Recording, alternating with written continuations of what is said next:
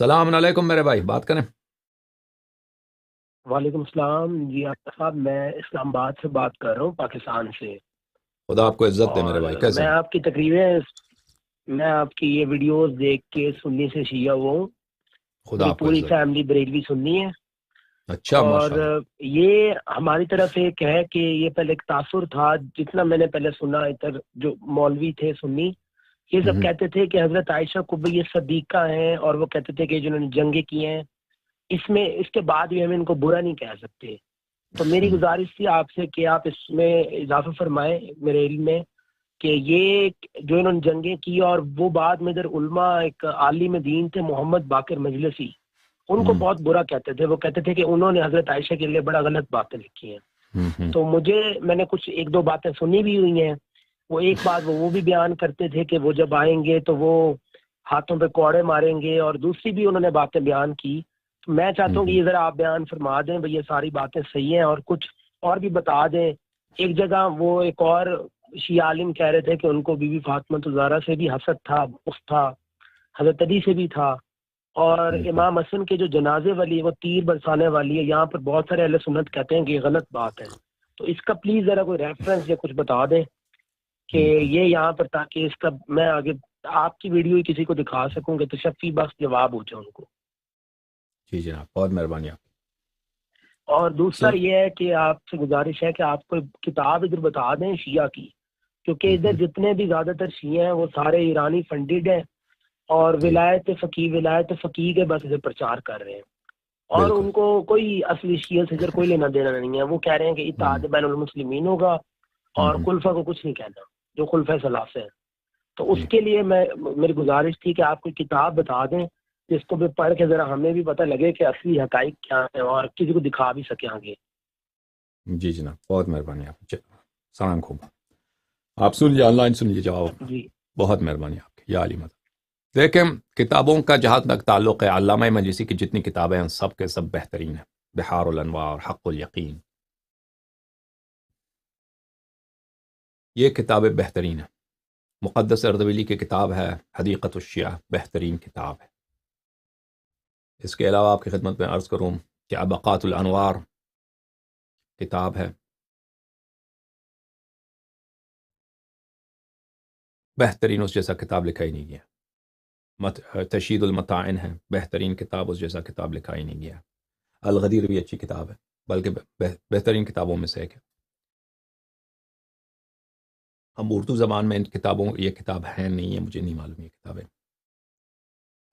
بہرحال مجھے نہیں لگتا کہ مجھے نہیں معلوم کہ اردو زبان میں کون کون سی کتابیں آپ کے لیے موجود ہیں، تو اس لیے میں اس کا اچھا مشورہ آپ کو نہیں دے سکتا، لیکن اگر یہ کتابیں ترجمہ ہوئی ہوں اور صحیح ترجمہ ہوئی ہوں تو یہ اچھی کتابیں۔ لیکن جہاں تک آپ کے سوال ہے عائشہ کے متعلق، دیکھیں یہ جن چیزوں کا آپ نے ذکر کیا نا، کہ عائشہ صدیقہ ہیں یا نہیں ہے عائشہ نے امیر المؤمنین علیہ السلام سے جنگ لڑی ہے، ان باتوں کا اختصار کے ساتھ جواب نہیں دے سکتا میں۔ آپ نے جن باتوں کی طرف اشارہ کیا ہے وہ ان سے بدتر عائشہ کے لیے ثابت ہے، قرآن سے ثابت ہے، صحیح بخاری سے ثابت ہے۔ سمجھ میں آ رہی نا بات آپ کو؟ وہ قرآن سے ثابت ہیں، بخاری سے ثابت ہے، مسلم سے ثابت ہے، لیکن ابھی اس کا وقت نہیں ہے ابھی، کیونکہ ان باتوں میں تفصیل ہے۔ تو آپ انتظار کیجئے، ہم ان باتوں کا ایک ایک انشاءاللہ ان کا ہم جو ہے پروفائل کھول دیں گے، ابو بکر کا، عمر کا، عثمان کا، عائشہ کا، ان کے آپریشن کر دیں گے اچھی طرح سے، اور وہ بھی ایمانداری سے، مخالفین کے کتب سے انشاءاللہ تبارک و تعالی، اور پھر دکھائیں گے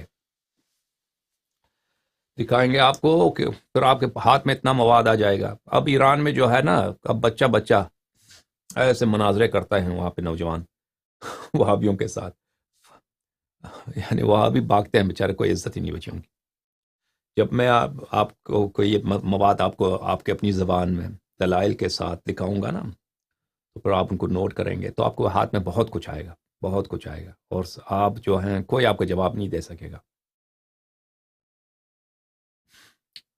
تو عائشہ کے متعلق آپ یاد رکھیے کہ عائشہ کا کذب، یعنی اس نے جھوٹ جو کہے ہیں رسول اللہ صلی اللہ علیہ وسلم پہ، وہ بخاری میں کئی مقامات پہ ہیں، اس کے اپنی اعتراف ہے اس کی اپنی اعتراف ہے کہ اس نے فلان جگہ پہ جھوٹ بولا ہے. ٹھیک ہے. تو ان باتوں کا انشاءاللہ تبارک و تعالیٰ آپ سنیے. ایک میری تقاریر کا سلسلہ عائشہ فی القرآن، عائشہ ان قرآن، وہ اسی میرے یوٹیوب کے چینل میں ہے. آپ مجھے نہیں معلوم وہ انگلش میں ہے یا اردو میں ہے. اگر اردو میں ہے تو اس میں آپ کو بہت سارا مواد مل جائے گا، عائشہ ان قرآن، لیکن وہ سلسلہ مکمل نہیں ہے.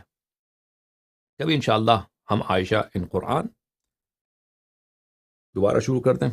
عائشہ کے خلاف ہمارا موقف کیوں اتنا شدید ہے؟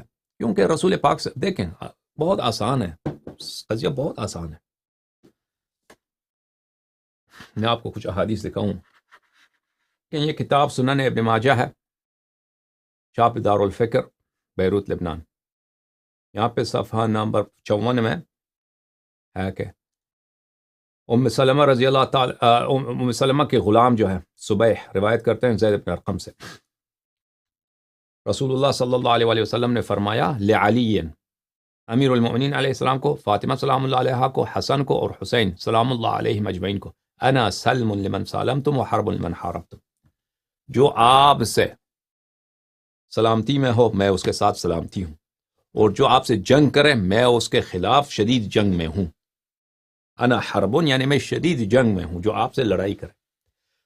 جو شخص رسول اللہ صلی اللہ علیہ وسلم سے لڑتا ہے یا لڑتی ہے وہ مسلمان ہوتا ہے کافر؟ مجھے بتاؤ وہ مومن ہے یا کافر ہے؟ یہ حدیث صحیح ہے، یہ حدیث کئی طرق سے مروی ہے، کئی طرق سے مروی ہے. پہلی بات تو یہ ہے، ٹھیک ہے نا. رسول پاک صلی اللہ علیہ وسلم کی رسالت پہ کوئی شک کرے وہ مسلمان ہے یا کافر؟ کافر. رسول اللہ صلی اللہ علیہ وسلم کو کوئی بے احترامی کرے مسلمان ہے یا کافر؟ کافر، مرتد، واجب القتل. یہی ہے نہیں بے احترامی کرے، حد کے حرمت کرے یا نستجیر باللہ گالی دے. سب کہیں گے وہ آپ کے پاکستان میں تو بہت فساد ہوتا ہے نا اسی مسئلے پہ کہ فلانی نے بے حرمتی کیا، رسول صلی اللہ علیہ وسلم کی اس نے گستاخی کیا، قتل کرو. ٹھیک ہے نا. جو کوئی بے احترامی کرے قتل کرو، لیکن کوئی لڑے رسول صلی اللہ علیہ وسلم پر سے لڑے، اس سے جنگ کرے، تو وہ اس کے کفر میں کوئی شک ہے؟ کوئی شک نہیں. یہ تو صحیح حدیث ہے کئی طرق سے کہ کوئی شخص پنجتن پاک میں سے کسی کے ساتھ لڑے وہ رسول پاک صلی اللہ علیہ وسلم سے اس کا اعلان جنگ ہے. ٹھیک ہے نا. تو اب مجھے بتاؤ کہ کون کون لڑے ہیں امیر المؤمنین علیہ السلام سے؟ انا حرب لمن حاربتم. مجھے بتاؤ، پھر ان کا اسلام آپ کیسے ثابت کرو؟ مجھے بتاؤ نا، مجھے بتاؤ. پھر خطا کیا تھا نا. جو شخص رسول پاک صلی اللہ علیہ وسلم کو خطا سے گالی بھی دے نا، خطا سے، وہ بھی کافر ہوتا ہے. خطا وطا نہیں چلتا ادھر. آپ کہتے ہیں میں نے خطا سے گالی دیا تھا، کوئی مانے گا؟ کوئی عدالت پاکستان میں نے خطا سے گستاخی کی رسول پاک صلی اللہ علیہ وسلم، غلط فہمی ہو گئی تھی، اجتہادی غلطی ہے، وہ مار دے گا آپ کے چہرے پہ. سب مولوی تو کہیں گے آپ پہ کہ کتے کو مارو. کوئی سنے گا نہیں کہ میں نے اجتہادی غلطی سے گالی دیا تھا رسول صلی اللہ علیہ وسلم. رسول صلی اللہ علیہ وسلم کی رسالت کا انکار کرو یا ان کی رسالت پہ شک کرو، کیا دے مجھے غلطی ہوگی، غلطی سے میں نے مجھے ایمانداری سے مجھے غلطی ہے، میں شک کرتا ہوں. سب کہیں گے کافر ہو گئے. بھائی چاہے غلطی سے بھی آپ کو شک ہو گئی ہے، غیر عمدی سے، تحقیق سے، جو بھی ہے شک، آپ کافر ہیں یا مسلمان نہیں. رسالت پہ شک ہے کافر. ٹھیک. تو اسی طرح جب رسول پاک صلی اللہ علیہ وسلم نے فرمایا کہ ان کی محبت علامت ایمان، ان کا بغض نفاق، اور جو ان سے لڑے وہ مجھ سے لڑتا ہے. من کنت مولا فهذا علی علیہ السلام مولا. پھر اس کے بعد آ کے تم لشکر لے کے آؤ، فتوے دے دو، لڑائی شروع کر دو، اور عثمان کا قتل کا فتویٰ تو تم خود دے چکی ہو. پھر اس کا دعویٰ کرو کہ امیر المومنین علیہ السلام سے ہم نے خود عثمان کے خون کا بدلہ لینا ہے. بہرحال جو بھی وجہ ہے، اجتہادی غلطی بھی ہے نا، پھر بھی کفر ہے، اس سے کوئی بھی نہیں بچ سکتا.